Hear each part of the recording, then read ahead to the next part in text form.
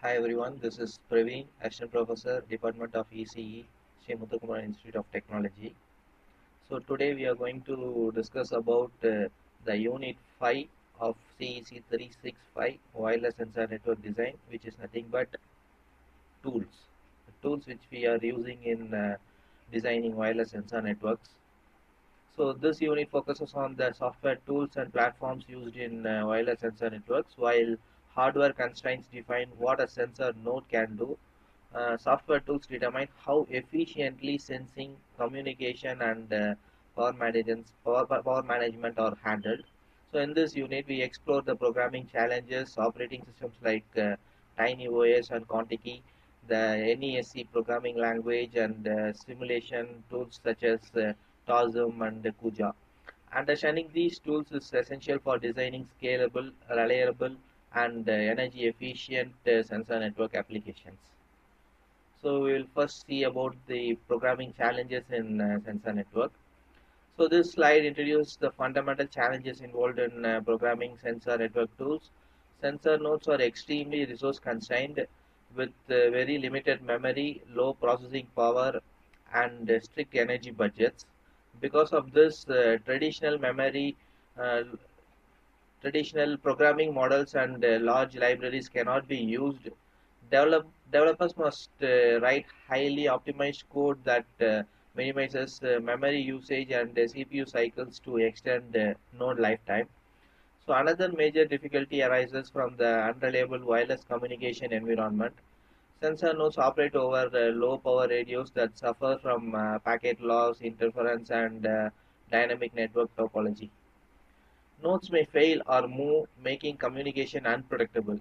So therefore, programmers must design applications that can handle retransmissions, failures, and changing network conditions while still ensuring current operation. So advanced programming difficulties such as concurrency and event-driven behavior. Sensor nodes must simultaneously manage sensing operations, data processing, communication, and power control. Since most sensor OSs use an event-driven model, writing correct and bug-free code becomes complex and error-prone. The debugging and testing sensor network application is another major challenge because nodes have limited visibility and no standard debugging interfaces.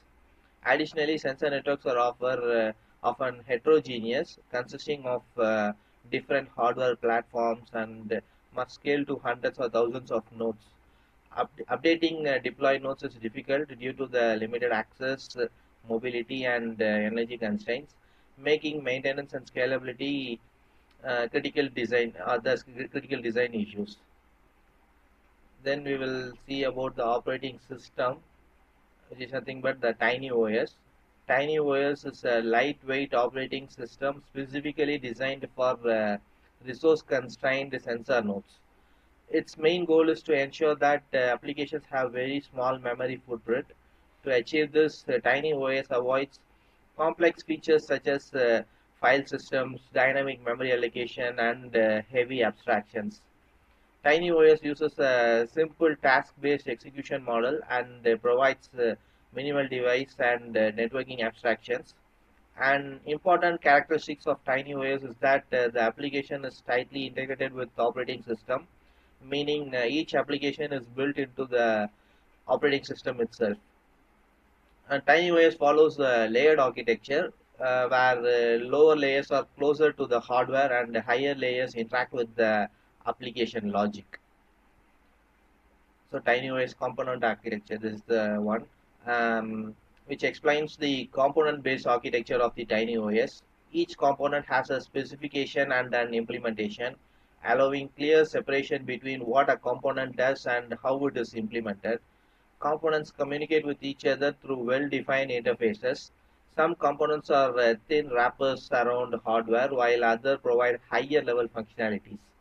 The diagram mentioned illustrates how TinyOS components are connected using function calls. Arrows indicates the direction of interaction from caller to callee, helping developers understand dependencies and data flow within the system. So this describes how TinyOS handles hardware abstraction. Hardware abstraction components represent physical devices such as sensors, input-output devices, and radio transceivers. These components allow applications to interact with hardware in a platform-independent way. TinyOS also uses synthetic hardware component to model advanced hardware behavior. For example, the radio frequency model abstracts the radio transceiver while the radio byte component manages the data transfer. Higher level software components build upon these abstractions, promoting modularity and code reuse. Advantages of TinyOS. Which highlights the key advantages of TinyOS. One major benefit is its small code and the data size, making it suitable for low memory sensor nodes. The event-driven model ensures that events are processed quickly and task posting and context switching are highly efficient. TinyOS also provides efficient modularity, allowing developers to reuse and customize components easily. This modular design simplifies development and makes TinyOS well suited for large-scale sensor network deployments where reliability and energy efficiency are critical. So then we will move on to the programming language, NESC. NESC is an extension of C programming language designed specifically for TinyOS. It introduces language constructs that support the component-based and event-driven architecture of TinyOS. Each NESC component consists of an interface, specification, and an implementation. Interfaces are classified as provides or users. A provides interface exposes services to higher layers, while a user's interface relies on services for the lower layers. This clear separation supports layer design and improves code clarity and maintainability. Uh, so this slide explains how NESC distinguishes between commands and events. A command is a method call from a higher level component to a lower level component, while an event is a callback from a lower level component to a higher level component. Using the timer component example, the slide shows how interface definitions are independent of implementation. Understanding both the interface type and the call direction is essential to determine where a method is implemented and how component interact within TinyOS. So this emphasizes interface reusability, a major strength of NESC. Since interface definitions are separate from component implementation, the same interface can be reused across multiple components. A component can both provide and use the same interface, acting as an intermediary or filter between services. Components may also use or provide the same interface multiple timers each in which each case instance must be uniquely named. This flexibility supports modular and scalable application design. So there are two types of NESC components, modules and configurations. Modules contain application logic written in a C-like syntax, while configurations connect components together. NESC also classifies code into asynchronous code and synchronous code. Asynchronous code is triggered by interrupts, while synchronous code runs as tasks. The sense and send component example shows how sensing, data processing, and communication are built on top of timer, ADC, and communication components. So race condition is another common issue in concurrent system. Example, the shared variable is busy. It can cause race condition if accessed incorrectly. NESC provides compile time race detection rules. If a variable accessed by asynchronous code is also accessed elsewhere without protection, the compiler reports an error. Programmers can use atomic statements to ensure safe access. If necessary, race declaration can override checks when the programmer accepts the risk. Next, we will move on to the TOSM, the simulator. TOSM is a dedicated simulator for TinyOS applications. It is designed to scale to thousands of sensor nodes while using the actual NESC application code, ensuring realistic simulation results. TASM uses a cross-compilation approach, converting NESE code into simulation components. Its design leverages TinyOS event-driven execution model, making it efficient and accurate for large-scale simulations. So this explains how TASM models wireless networks. The network is represented as a directed graph where nodes or vertices and edges represents wireless links with the defined bit error rates. Each node maintains its own radio state, allowing the simulation of real-world issues such as packet loss, interference, and asymmetric links. This model enables researchers to study network behavior under different conditions. So here we introduce a TinyVis visualization or tool for TASM. Wireless transmissions are simulated at the bit level, allowing precise modeling of communication errors. TinyVis provides a graphical interface to monitor simulations, modify ADC values, change channel properties, and inject packets during runtime. It supports plugins for application-specific visualization, making debugging and analysis a very easier one. Next, Contaki operating system. Contaki is an open source operating system designed for low power IoT and sensor devices. It supports multitasking and includes full TCP/IP stack while requiring very little memory. Contaki is widely used in applications such as smart cities, street lighting, and environmental monitoring. Despite its rich features, it can run on systems with a little as 10 kb RAM and 30 kb ROM, making it deal for constrained environments. Contaki network stack. So this slide focuses on the Contaki network stack, which enables internet connectivity for sensor nodes.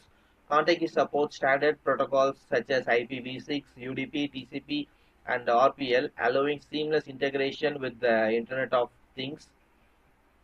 The modular design of the stack allows the developer to customize protocols based on application requirements and energy constraints. This is the Contaki architecture. The overall architecture of Contaki highlighting how application libraries, kernel services, and hardware interact. The architecture balances flexibility and efficiency, ensuring that applications can be developed easily without wasting resources.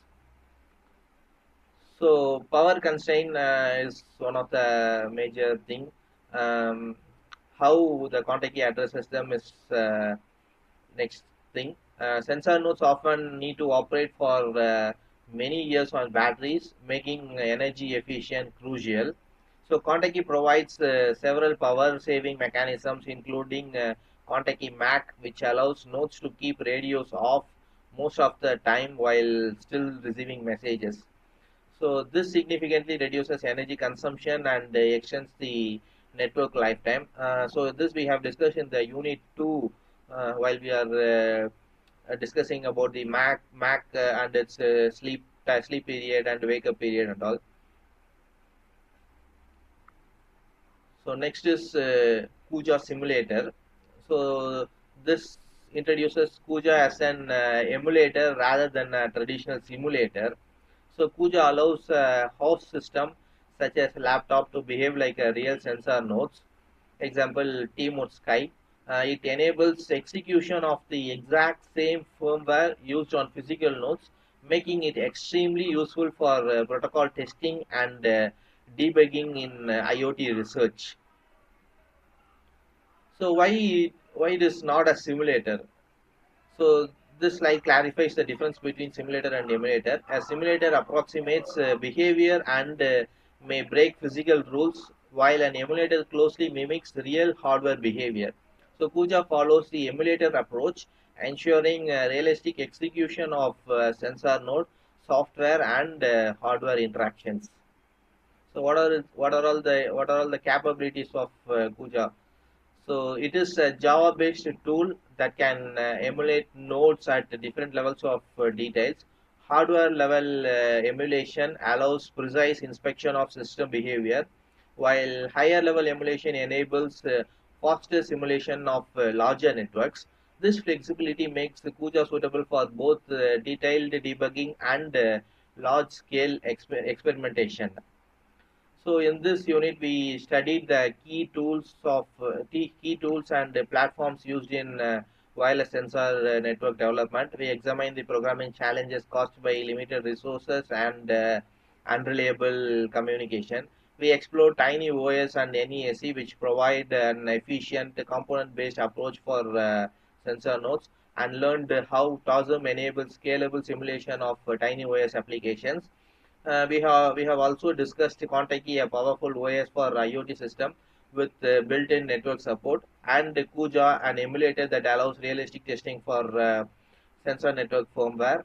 Together, these tools form the foundation for designing, testing, and deploying reliable and energy-efficient wireless sensor networks. Thank you.